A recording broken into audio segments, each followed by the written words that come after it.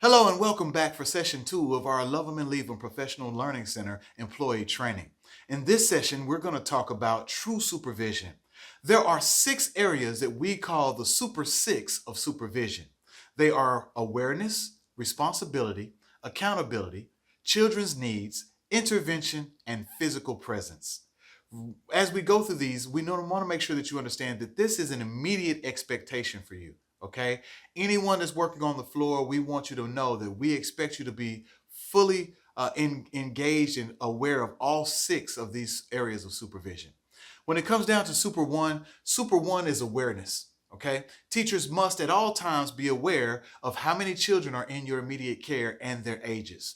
If a state representative, a city representative, or just a manager walks in and asks you how many children you have in your care, we don't want you to go counting 1, 2, 3, 4, 5. No, no, no, no. You need to know exactly how many children are in your care at all times and their ages. So you should be able to know that, hey, I do have 2 that came from the other classroom. They're 2 years old, but I've got 12 in here that are 3 years old. And altogether, of course, then I have 14. All right, so you got to know that right off the bat. Okay, and we also need to be aware of what the children are doing. So there are times you may be outside. You got to be aware of how many children you have and what those children are doing. I know I got 12 over here playing basketball. I got 3 over there on the swing set, and that's my total of 15. Okay, you need to be aware of where they are physically. As we said, some here, some there. Maybe I got a couple of them in the restroom, and my teacher's aide is watching them in the restroom. We need you to know all of this information, okay? What their needs are, all right? What are their needs? And we'll talk more about their needs here in a moment, which is actually a full super in itself, but we'll get to that as well. Super number 2 is responsibility. All right, so when it comes down to responsibility, we need you to be able to report different things and be responsible for different things when it comes to these children's supervision.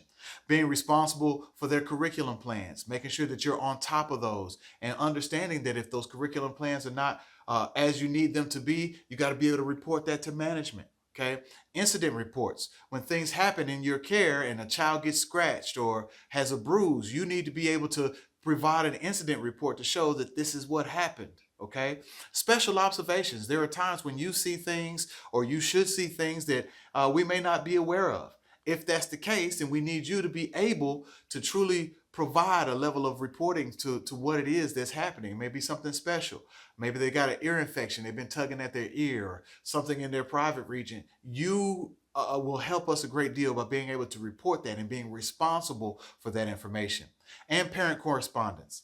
Being able to report to management what a parent may have said through our Bright Wheel system, or being able to report the children's daily situations to the parents. Okay, so that's Super 2 responsibility. When it comes down to Super 3 is accountability. And accountability means that if children are in your care or out of compliance or in danger, you may be reprimanded up to and including immediate termination. So when it comes down to it, it's going to be a lot that sounds just like Super 2, but Super 3 is accountability, means you are accountable for this information. You're accountable for knowing how many children you have. You're accountable for knowing where each child is. And if you're not aware and accountable for that, then we may actually have to reprimand you for that. So you're going to make sure that you're accountable for that. Your children's personal belongings. So if your child comes in with a coat, a hat, and a scarf, then when it's time for them to leave, they need to leave with a coat, a hat, and a scarf.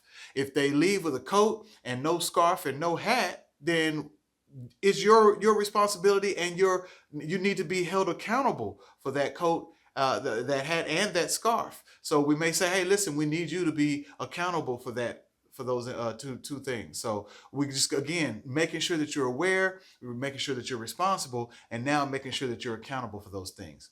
You also need to be accountable for each child's nutrition. You know, if your children are not eating throughout the day, we need to know that. Okay, the parents need to know that. And we need to figure out and find out how we can get the proper nutrition into these children, okay? And your children's general safety. Your children's safety is your responsibility, and your children's safety is something that you're going to be held accountable to. So we just want to make sure that you understand that Super 3 is accountability, all right? So we want to make sure that we're accountable for that. Super 4 is children's needs. As I said, they have a whole section here for children's needs. Now, when it comes down to it, we made it simple because they have an acronym. We have an acronym for their needs, and we say children need their pies. PIES. Children have 4 areas of need. They need their physical, which is the P. The P is for physical. They have intellectual needs. Okay, that's the I. They have emotional needs. That's the E. And they have social needs. Let's cover those individually. When it comes down to their physical needs, the P in pies, they need food. They need shelter. They need clothing. They need rest. Children actually need rest. Trust me, you will see as time goes on, when a child doesn't get the proper rest, that afternoon becomes, all kinds of bad, because children actually need their rest. So we need to figure out what we need to do to get them to take that nap in the daytime. Okay, that's a very, very important piece of the situation. So that's a physical need. They need water. If you're outside in the summertime, it's a beautiful day. Kids are so busy playing, they don't know they need water to avoid dehydration, but we've got to know that they have that as a need. So we got to get them to come over and get some water. That's a physical need. Cleanliness. If you're in an area where you have a child with a diaper or a pull-up, we've got to make sure that that's clean. We do not want to send children home with diapers that are soiled or wet. We like to put times on the diapers. We don't want a child's diaper not being changed for hours on end, guys. These are physical needs of our children, and we've got to make sure that it's a part of our supervision, part of our job. Okay, our children have also intellectual needs. When it comes to their intellectual needs, they need developmentally appropriate activity. What do we mean by that? We want to always be challenging our children mentally and intellectually to go to the next level, opportunity to advance to the next level. So if you're steadily teaching them the same thing and they're not growing, they're not getting any bigger, any better opportunity to advance intellectually, then we've got to do more to provide those intellectual opportunities for those children. Okay, focused input. In most childcare environments, you've got walls that are cluttered with all kinds of arts and crafts projects and this thing and that thing. There's no opportunity for focused input. It's like a Las Vegas casino. Guys, we want to make sure that our children get focused input. That's the best way for them to learn. Okay. Now, when it comes down to their emotional needs, this is the E in pies. They need love. Listen, this is a need, guys. They need love. They need attention. They need praise. Let me tell you something. If you don't give them love and attention and praise in a positive manner, trust me when I tell you, they're going to seek it out in a negative manner. So if you don't praise them or give them love and attention for good things that they do, then they'll take it for the bad things that they do. So if you only get excited when they're doing things bad, then they're going to do a lot of bad things so that they can get some of your attention. Okay. When it comes down to it, they also need support. They need acknowledgement, like human touch. When they come up to hug you and pet you and pat you, they need that physical touch in order to be a part of their emotional needs, guys. So we don't want you to ignore that need. Okay, we know we don't all speak the same love language. We have a whole section covering love languages here in a moment, but the children need that, and we've got to be able to provide that on some level. They also need positive reinforcement. Okay, so when it comes down to it, the children also have social needs. A lot of parents actually put their children in childcare because they may be an only child. So they want them to be able to function in groups and know how to deal with other children and share and play. They want to have, they need clear expectations. That's a social need to know that, hey, this is what we expect of you. Their manners. Yes, ma'am. No, ma'am. Yes, sir. No, sir. Please. Thank you. Washing hands, hygiene. All these things are important. And we want to make sure that we are teaching them as a part of their social needs, as well as sharing. And let me point something out when it comes to sharing. No one shares everything, okay? Let's say you have a significant other and you love them dearly, but you've got a best friend and their significant other just left them. And they say, girl, my man just left, or my girlfriend just left, or whatever the case may be. Can I borrow yours? Can I use yours for a little while? And you're like, what? No one shares everything. Maybe you feel that way about your car. No, you can't borrow my car. No, I don't lend my car out. I don't feel good about that. Well, in that same respect, children need to learn both ends of sharing. Yes, it's good to share if that's what you're in the mood for. But if a kid is playing with something, it's not automatic that they have to share. If they're playing with something, they're really feeling attached to that thing, it's okay. If little Timmy comes up and wants to play with that thing, they don't have to share at that moment. We also need to teach little Timmy that he can go find another toy to play with. Okay, this is very important on both ends of sharing. So kids have social needs. It's our job to make sure that they get that. All right. Now, when it comes to super number 5 of the super 6 of supervision, super 5 is intervention. And guys, this is really important. Staff must provide intervention when it's necessary. All right. So if you're over here playing with kids on this side and you see something getting ready to happen a few feet away, you can't just sit here and holler. Okay. If you can sit here and call a kid's name and it makes a difference, then that's fine. That works. But if you see something getting ready to happen, we need you to be able to get up and take a move across the floor and get that other child to avoid something bad happening. Okay. Keep in mind, staff should not be sitting during true supervision unless they're interacting with the children. So if you're sitting down, playing in the kitchen set, talking to kids, that's fine. Okay. But if you're just sitting on a chair or sitting on a countertop or something like that while the kids are playing, that's not what we're here for. We are to be interacting with these children. Okay. So make sure that you pay attention to the following things. This is really important. When you're sitting over here with these kids and you see a child over across the room and you hear them say, stop, that's one level. But then when that tone changes to stop, now that's another level. And then they go on and further say, stop it. That means that I'm getting ready to act out. I'm going to punch you. I'm going to hit you. I'm going to scratch you. I'm going to bite you. I'm going to do something because you won't stop. Don't sit here and ignore that. We need you to pay attention to those children's tone. Pay attention to the children's facial expression. Maybe they don't express themselves verbally by stop, but you see their facial expression go from to, and then they start showing teeth. They're getting ready to do something. You got to get over there and intervene before that bite happens, before that scratch happens, okay? Their body language, maybe they're balling their fists. Again, they're not expressing it verbally. Maybe they're not expressing on their face, but you see their fists get balled. They're getting ready to punch that other kid. Okay, you see them raising their arm, they're getting ready to scratch, or they got the block in their hand and you see them raising that block, getting ready to hit that other kid with that block. You've got to pay attention to that body language to know they're getting ready to hit. Call that name, but also intervene. Go get yourself physically in the presence of that child to make sure that we avoid any child getting hit and getting hurt. Okay, can't stop it all, but we do want to make sure that we're doing our job in stopping that. Sometimes you got to pay attention to simple things like children's coordination. Okay, maybe they're getting up from nap time, getting ready to go to the restroom, and as they're getting up, they're still kind of sleepy. So as they're walking, they're giving you the drunken monkey walk, and you know that that's kind of dangerous because they might trip over another mat or they might slip on a blanket that's on the floor. So you want to make sure that you are there to intervene on that child's possible slipping and falling.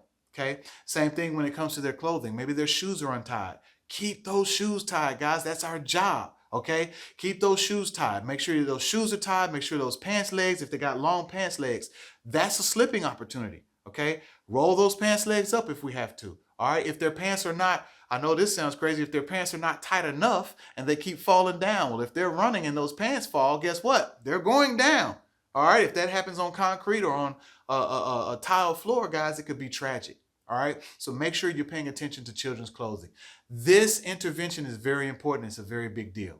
All right, Super 6, guys, this is one of the most important puzzle pieces is physical presence. Teachers must be physically present with children at all times. All right, guys, this is something that is so important. Even when your children are napping, it seems like, well, listen, I'm going to run to the kitchen right quick and get the juice ready for snack time or for lunchtime. Your kids are laying down. Looks like everybody's asleep, but you run to the kitchen and you come back and you've been out of the kid's presence. Now you got a kid crying and you don't know why. Guys, we do not want you to ever leave your children's presence. So, Mr. LeBron, how do I get the juice that I need? Stand in the hallway at the door and call. Hey, Miss Erica, Miss Alana, Mr. LeBron, Miss Valerie, Miss Jackie. Call to someone, whoever's the manager on the floor, and say, hey, can you bring me some water? Bring me some juice when you get a chance. Okay?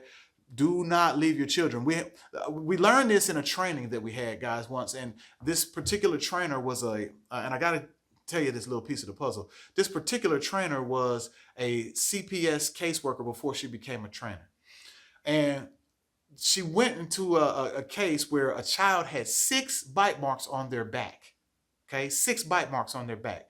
A parent was at home bathing their child, getting ready to bathe their child. When they took their kid's shirt off, they had 6 bite marks on their back. They went to the daycare and said, hey, what in the world happened? And the daycare was like, well, we don't know. They didn't have cameras, so they couldn't run cameras back.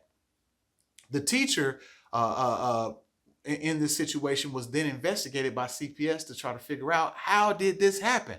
Well, what they uncovered was that the teacher had gone to the washroom to actually go and change some clothes out, but left the children unattended.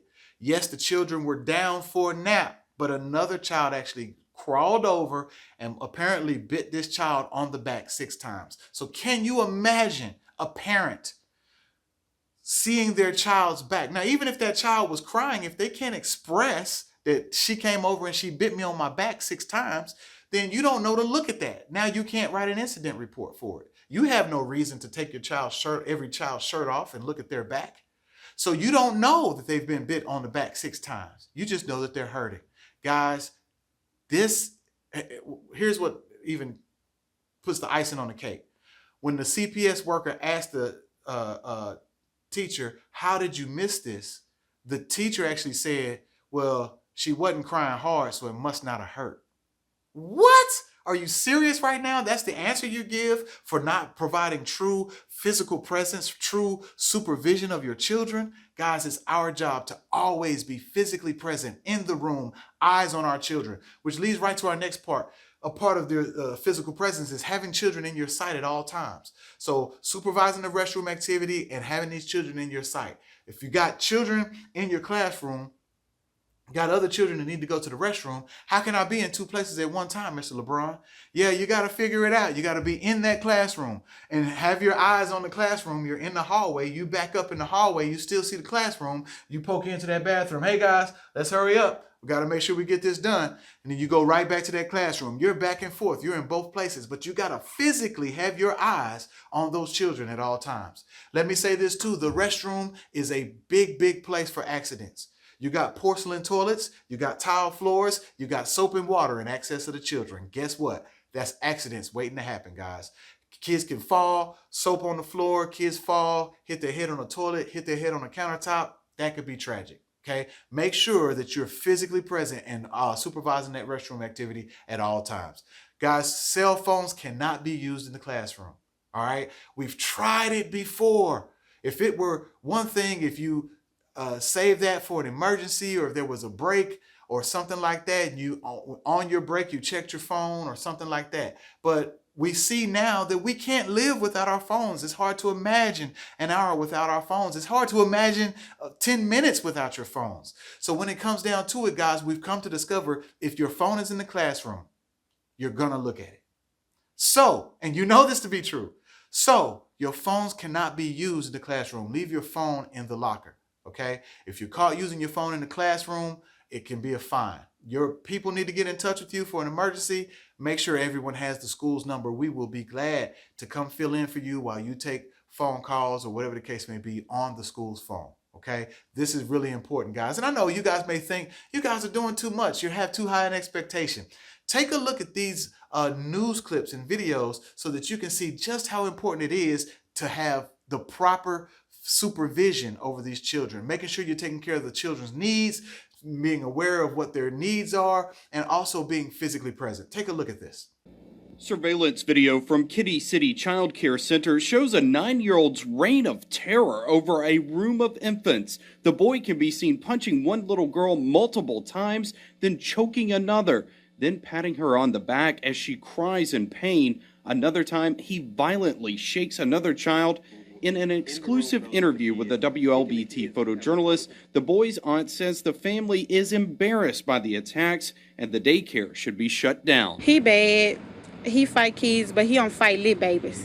He do also have a problem. He take medicine every day, and he just a normal child. In one instance, you can see the boy kick one of the little girls while a daycare worker looks out the window. Later, the boy picks up the girl and kicks her again. The 9-year-old can be seen waiting until workers turn away to attack the girls. Vicksburg police arrested former daycare worker Sandra Trevelyan. She's charged with 2 counts of contributing to the neglect of a minor. This 9-year-old child, he was allowed to pretty much run roughshod over that entire room for a period of 15 to 20 minutes.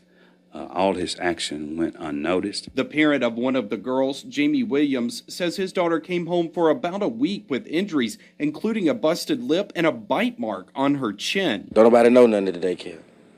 Nobody know nothing. Monday, he went in to ask why and hit a child he thought was responsible. Police say it was the wrong kid, and he was later arrested and charged with simple assault, a misdemeanor. I understand why Jamie Williams would be upset. However, even if he had attacked the 9-year-old, he still would have been arrested, and it would have been just as wrong as him attacking the 6-year-old. Police have interviewed the boy and his mother. It's unclear if they'll face charges. Trevelyan was being held on a $2,600 bond Friday evening. Williams' court date is set for later this month. Joe Barnes, WLBT News. So again, guys, we know that it seems like we're asking a lot. But when it comes down to it, these children are our ultimate concern. And if you don't understand the weight and the quality of the importance of your work here and making sure that you're supervising these children properly, this will not be the spot for you. Okay, guys, it is very important. We don't want to end up on the news, and things happen really quickly, guys. They happen really quickly. As you can see, children get abused, hit, bit, and if the teacher is not aware of being able to give account or being able to be responsible for what's going on with these children, these parents can have a true problem with the type of care that their children are receiving. And it's completely understandable. So we need to make sure that we're doing all that we can to make sure that we're supervising these children properly. So we thank you for making, at this very moment, for making a stance and taking a stance to say, I will supervise these children in the proper manner. Okay? Thank you so much for tuning in.